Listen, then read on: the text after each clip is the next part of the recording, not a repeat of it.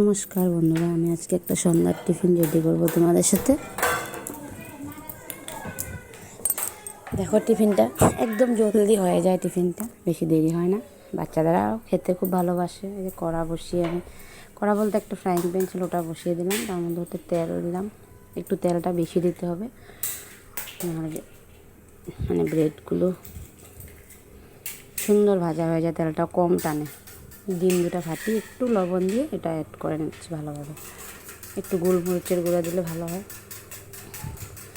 ব্রেডগুলো আমি ট্রায়াঙ্গেল আকারে শেপ করে কেটে নিলাম।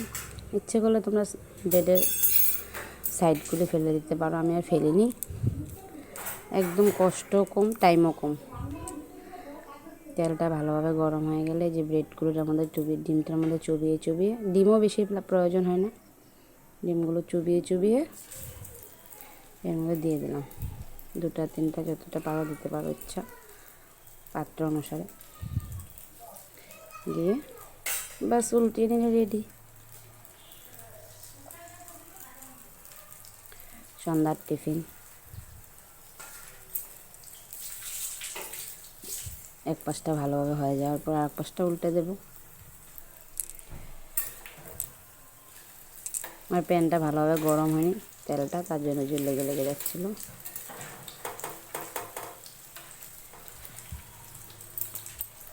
বাসনটা একটু ছোট হয়ে গেছে, তাই বারবার নাড়াচাড়া করছে। এই হয়ে গেল আর ডিম ব্রেড চপ। এটা বেসন না, বেসন দিয়ে দিলে এতে পেঁয়াজ কুচি, ধনেপাতা কুচি দেওয়া যায়, দুটাতে কিচ্ছুর প্রয়োজন না, শুধু একটু লবণ দিলে ভালো লাগে খেতে। রেডি হয়ে গেল ব্রেড চপ। এগুলি নামিয়ে নিই, একটা করে নামিয়ে নিলাম। তারপর আবার দিয়ে এক এক করে সবগুলো ভেজে নেব। এতে ডিমও বেশি প্রয়োজন না, দুটো ডিম দিয়ে অনেকগুলো ব্রেডের টুকরা করা যায়।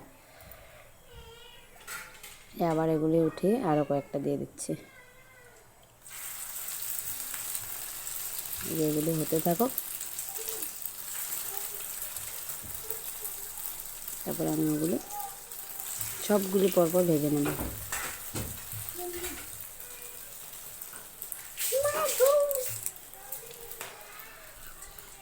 এই যে রেডি, সস দিয়ে বাচ্চাদেরকে দিয়ে দেব ব্রেড চপ, ডিম চপ। তো আমি নিজে ট্রাই করলাম, খুব ইজি হয়। আমার বেবির অবস্থা দেখো, কথা বলছে। এই যে রেডি হয়ে গেছে, দেখতে পাচ্ছ তেলটা এখন গরম হয়ে গিয়েছে, পট করে হয়ে গেল। তেলটা একটু ঠান্ডা ছিল, একটু হতে দেরি হয়েছে। এই যে রেডি, কেমন হয়েছে বলবে।